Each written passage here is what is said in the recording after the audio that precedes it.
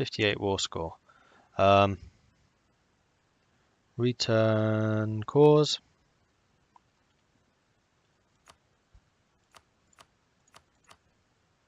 You.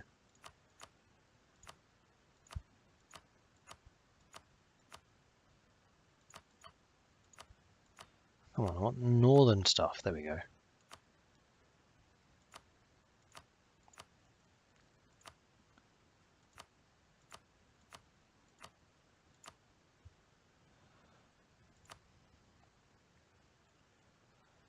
Can't quite afford that. There we go.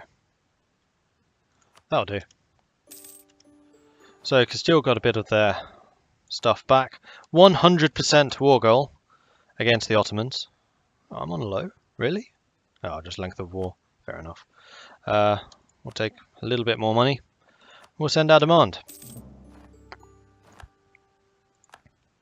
So let's see if they get any penalties for being humiliated. Oh, we sent them bankrupt. Ouch! So they got minus 1.6 admin from losing the war. They have loans. They're bankrupt to just minus 10. Ow. Oh, their Diplo, they lost 6.59 because of that war. Military 4.1 because of that war. I gained... Well, I'm losing a little bit from war exhaustion for maintenance. Didn't gain anything from winning the war. Diplomatic. Again, no score gains for winning the war. And not anything for humiliating a rival either. Unless you get high power projection. Does that add anything? No. So there are absolutely no bonuses for winning a war, but big penalties for losing one. And we did actually come out almost 200 ahead. So let's just spin off to the end, I guess. And then on the 31st of January 1820, I will check all the scores and stuff and go over any pertinent details. I'm just going to move my armies back home. It would be nice if they were back in place by the time this game ended, but there's not a chance of that happening. Ottomans are no longer a valid rival for Germany.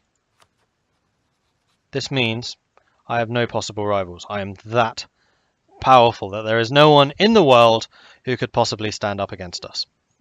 I would definitely say at this point that is a mission accomplished. Germany stands triumphant.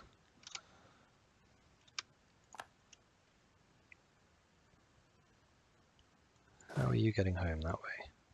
Yeah, we're going to be losing men to attrition, but oh well. 30, 31, and there we go. This is where we are going to end this. So, let's start at the beginning. Country, income, us, 461. France is next with 312. So combined, we have generated, or we are generating 772 ducats a month, essentially. No inflation for either of us. France has 15,000 ducats in the bank. Britain has 3,000. I thought that was 31. No, it's only really France that has a silly amount of money. So yes, I could have siphoned more money from them, apparently. My development is much higher. Let's rank this by... Actually, is anyone else carrying any significant amount of money? Papal states are. They're the only one, really. Development, I am way ahead of the others. I am the size of just smaller than the Ottomans, Wu, and France combined. My maximum manpower is, again, just shy of France, Wu, and the Ottomans combined. War exhaustion is currently quite high. We got all the ideas, all 56. So I did quite a few people. Not everyone, though. Power projection under Lucia is kind of... Really? Oh, because he conquered provinces from Castile. Alright. I'm 6th. Total score, me, 19,000. 800 ahead of the Ottomans in the end. It took us 10 years to get that far ahead. We are generating the most a month. Britain would be next, although they are a good 3,500 behind us. In fact, let's check this by score. So in first place, Germany. Second place, Ottomans. Third place, Britain. Fourth place, France. Fifth place, Castile. Sixth place, Andalusia. 7th place, woo. 8th place, that Britain colony. 9th place, the Netherlands. Really? The Netherlands were 9th? Well, I guess the score is completely dropped. Then Poland 10th. Lubeck came 12th. So yeah, I guess that's fair for the top 6. Top 6, I would say, are definitely the most influential nations throughout this game. I'm not going to bother with the scores. Technologies we've seen. Religion, provinces. Catholicism is still the most populous. 27 countries and 850 provinces. Protestantism, 10 countries, 353 provinces. Although we are taking a whole bunch in France. And in fact, France seems to have actually expanded the rate of their conversion. Had the game gone on, we probably could have taken all of Italy and possibly even the whole of Scandinavia, which Sweden's actually done a pretty good job of uniting after the fall of Denmark.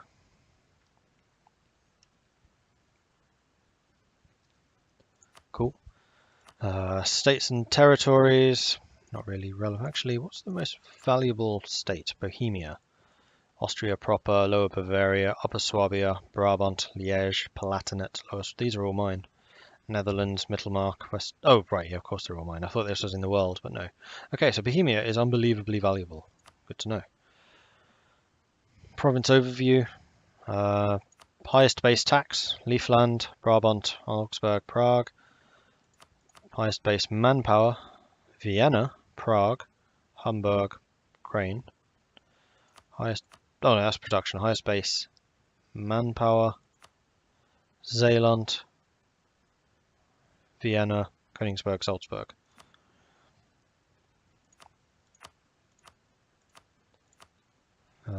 Military leaders, all of mine have been dying, so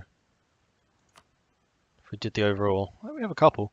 If we'd actually been keeping up with the leaders, we almost certainly would have the top 5, I would say. Who's the best ruler at the moment? Grand Councillor Olivier de Saint-Maluc of the Breton colony thing. Mine does not... Oh no, he's up there.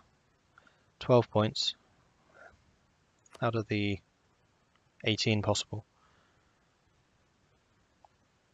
We had a good number of Hohenzollern emperors.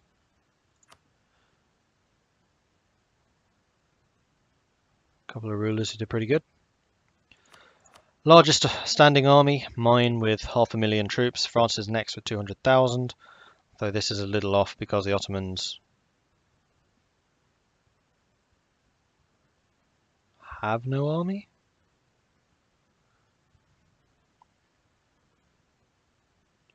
Scrolling, scrolling, scrolling. I don't think I've passed them yet. There they are. The Ottomans currently have a standing army of 4,000. Not bad for the second largest great power in the world. Germany has the biggest fleet, then the Breton colony, then Britain, then France, then Andalusia. Castile's not doing too badly, 102. Army losses, here we go. The Ottomans have lost 5.1 million troops throughout the entirety of the game. France 4.8, Germany 4.0, and Poland 2.3. Cavalry. Germany has lost... Wow, I've lost the most cavalry in the world. Interesting. 987,000. The Ottomans have lost 675,000. Poland's lost 496,000. France has lost 429,000. Artillery. The Ottomans have lost 2 million. France 1.5 million. Me 1.4 million. Close enough to 1.5. And then it drops off very significant to Poland, 475 million. Losses in battle, 4.1 million to France, 3.4 million to me, 2.9 million to the Ottomans, 2.3 million to Poland. Wow, Poland lost a lot of troops. And then minus 1.5 million. Attrition is undoubted. Oh, it's not me. That genuinely surprises me. The Ottomans have lost 5 million men to attrition. I've lost 3 million. I thought that would be me because, at least in the latter 100 years, almost all of my losses were through attrition. And then total losses, I came third. The Ottomans lost 7.96 million, almost 8 million losses in the entire game. France lost 6.8 million, Germany 6.5 million. Then after that it tails off pretty quickly. Poland 3.3, minus 2.2. Naval losses. I've lost 114 heavies. France has lost 113. Castile 104. Britain 90. Light ships. France has lost 334. Castile 317. Papal States 186. Britain 163. And the Netherlands 152. Galleys. The Ottomans 119. Denmark. Transports. Castile 163 transports they've lost. Blimey. 112. 54. Total ship losses in battle. With number 1 place is going to Castile, 585, France 556, Britain only 284 for Britain, that's not bad at all. Andalusia 224, Denmark 218, Germany 174. We haven't done too badly with losses considering the size of our fleet there at the end. We've captured 4. The highest number of captures is Britain with 8. You used to capture a lot more ships than you do now. Those are my armies. They're all identical. Navies, not really important. Don't care about that stuff. We have the most taxation, production, trade. Really? We have the most trade? That does surprise me. Gold incomes, Mali. I'm second. Really? I have like 1 gold mine, don't I? I'll have to check that. Tariffs, Britain, France, Castile, the Netherlands, and then no one else. Vassals, Britain. Harbour fees, no one. Subsidies, Garwal, Miao, Ottomans. War reparations, me, by a long way. Spoils, me, by a long way. Condottieri, no one. And then total income, 3,252. Yeah, pretty good.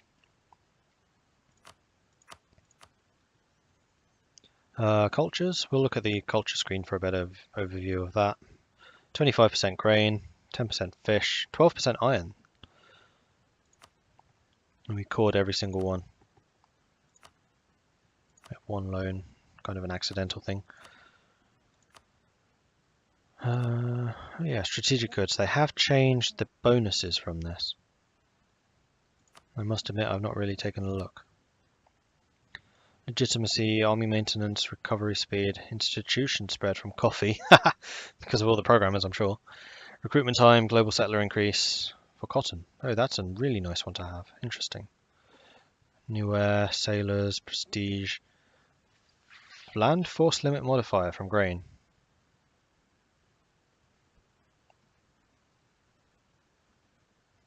I don't really know how these work in terms of trading bonus and production leader. Do you get it twice if you're the trade and production? I think there are different bonuses or something, I don't know. This is something I've not really paid that much attention to because the bonuses, the strategic effects are reasonably difficult to get. I mean, think about how strong we are. We have 2 trading bonuses, even though we're the largest trading power in the game. 1, 2, 3, 4, 5 production leaders. Goods locations, country trade comparison, relations, coalitions, Caspelli, wars. The Netherlands versus Castile. Great powers. We're number 1. Oh no, the Bretons just lost their place to the Bahmanis. Disappointed! Okay, so I was going to check the culture overview. So we probably could have de-accepted Polish for Czech, maybe? It's 4 for 5%, not really worthwhile. I would say we've done... Oh no, we can actually promote even more. We could actually have promoted Czech and Burgundian to get even more efficiency out of our nation, but by this point in the game it's really not that necessary. Income, I'm just kind of clicking through in case anyone's interested in this. Tech, we of course got everything. Ideas, we didn't quite finish maritime, but that's because we invested a lot of development into Germany itself. We didn't do any of this. We never actually got an East India Company. We've got no colonies whatsoever.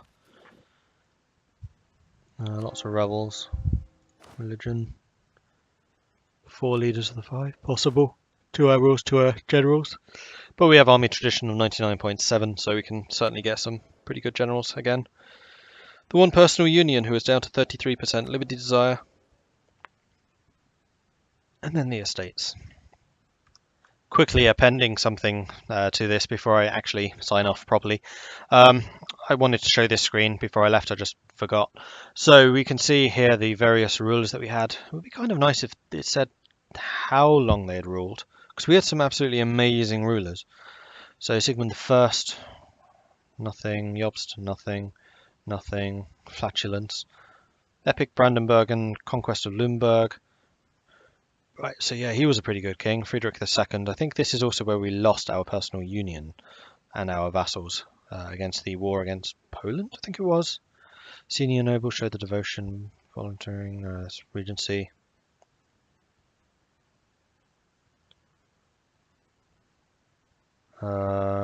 This, I think, is actually where we lost them. So Friedrich II got us the land, then Joachim I Nestor lost us that.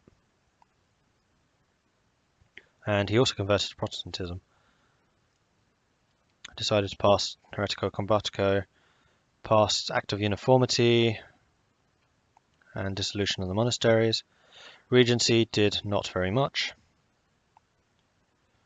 Conquest, Swedish War of Independence, conquest. Administrative monarchy was instituted by Johann Sigmund I. Convectile Act, Pass Act, Test Act even, and the Popery Act. Danish reconquest of Novgorod. This is still in the 1500s.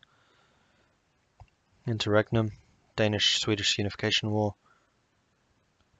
Brandenburgian humiliation of Muscovy, which lasted for 5 years.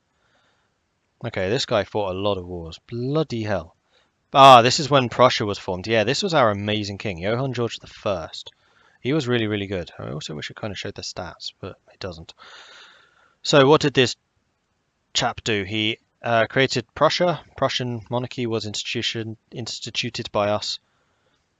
Formed the Kingdom of Prussia. Pomeranian, having shown their loyalty time and again, were accepted as full partners in a mighty nation.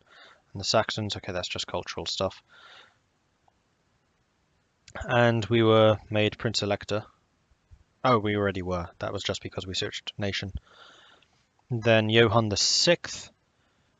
A number of wars once again. He gained a whole bunch of territories. Blasphemy Act, Sunday schools. Memel, Braunschweig, Anhalt, Posen, Nasen, Plock, Ottoburg, Hanover, Marienburg, Stettin, Kulm, Lietzen, Osterode, Netz, Greifswald, Tuchel. So that's when we really started to expand.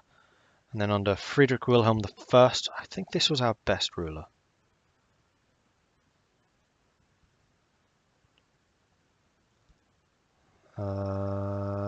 It's not saying what he conquered. Ludwig Karl I. Again, pretty good. Riga, Oberlausitz, Bamberg, Ansbach, Würzburg, Niederlausitz. And then Ophi. Not sure what that is. Oh, this was the consort, I guess. Ludwig Karl II, 1600s. Oh, this guy was on the throne for a long ass time. Maybe it was Ludwig Karl II who was the amazing one. I know we had one king who was kind of standout, incredible. Yeah, it's definitely this guy. Look at how much he did. Okay, so he gained Kalmar, Schonen, Funen, Mitteljutland, Ingermanland, Osel, Reval, Liefland, Goldingen, Magdeburg, Oldenburg, Osnabrück, Elsass, Mainz, Trier, Hessen, Westfalen, Köln, Munster, Hennegau, Lüttich, Lützelburg, Breda, Zeeland, Utrecht, Gelden, Bauer, Metz, Freigrafschaft, Limburg, Kammerich, Koblenz, Kassel, Narwa, Lauenburg, Namen, Sundgau, Mittau, Bleckige, Lolland, Nordjylland, Hoya, Paderborn, and Meppen. Oh, and Memel, Danzig, Holstein. Oh, we lost Memel, Danzig, Holstein, Stettin. That's because we formed the Hansa under this guy. So yeah, this was definitely like the king. This was our Frederick the Great. Ludwig Karl II the Great. He would definitely have earned that. And he did a lot. Wilhelm I. Landshut, München, Memmingen, Karlen, Artesian, Picardy, Flanders, Bern, Veldstedt, Ostmark, Ghent, Augsburg, Zurich, St. Gallen, Ulm, Ostfriesland, and Ingolstadt. And then Erich also gained a lot of land. Wilhelm Friedrich I, another pretty good ruler. Okay, he did a lot too. So yeah, we had a second really good ruler. I think this is the guy that built like the palace in Berlin and expanded Berlin. Zeeland, Oberschwaben, Württemberg, Tyrol, Baden, Heidelberg, Brabant, Steiermark, Linz, Wien, Krakow, Ratibor, Breslau, Maren, Prague, Pilsen, Reykjavik, Araki, Oberpfalz, Pfalz, Erz, Waadt, Wallis, Graubünden, Bornholm, Straubing, Regensburg, Nausandek, Glogau, Egger, Budweis, Königgrätz, and Lohn. And then the last guy didn't really do very much because he was only around for about 2 years. So yeah, we had two standout rulers there, Frederick Wilhelm I and where is he? Ludwig Cole II. Cool. I just wanted to show you that. I could do a timeline type thing in a future episode. If there is any interest in that, let me know. Otherwise, thank you for watching.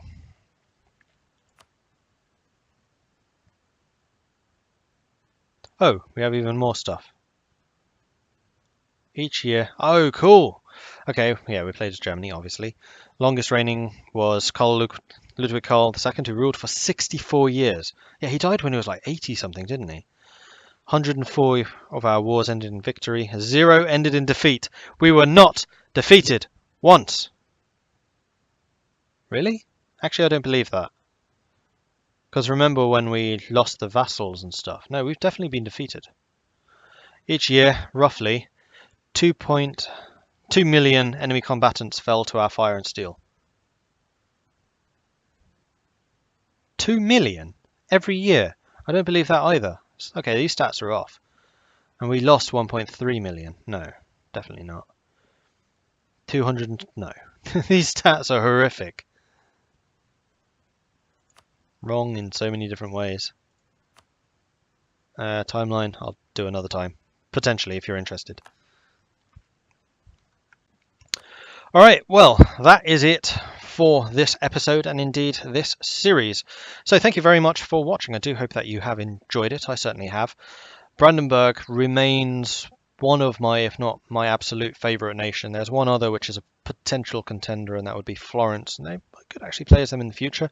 I'll need to take a bit of time and think about what I want to play again in the future, but you can be absolutely certain that Europa Universalis will be making a return. It is probably my favourite game of all time. The only contender there would be Mountain Blade. I might try some mods. I haven't really done any modding for Mountain Blade. Sorry. EU4 at all, so I'm very tempted by that. I'll need to think about it. I also have a nemesis country, and that is Scotland. I've never won a game of Scotland, despite having lots and lots of tries. So that's another potential one that I'll try. If you want to let me know what you want me to play as in the comments, do let me know there. I'll take those into consideration, and in a couple of days' time, we'll start the next series. So I very much hope that you will join me then. If you have enjoyed this series, then please do hit that like button. It really is tremendously helpful. Brings new people to this series and to future series as well. Likewise with your subscriptions. The bigger the channel grows, the higher it is rated in search engine optimization, and you can expand the community from there. And like I said, if you have any tips or advice, or if you have any comments, such as tips and advice, let me know. If you enjoyed this series, what were your highlights? What were your lowlights? What did you like? What didn't you like? Tell me. Comments. Cool. Well, thank you very much for watching, and I'll catch you in the next one. I'll see you then. Goodbye.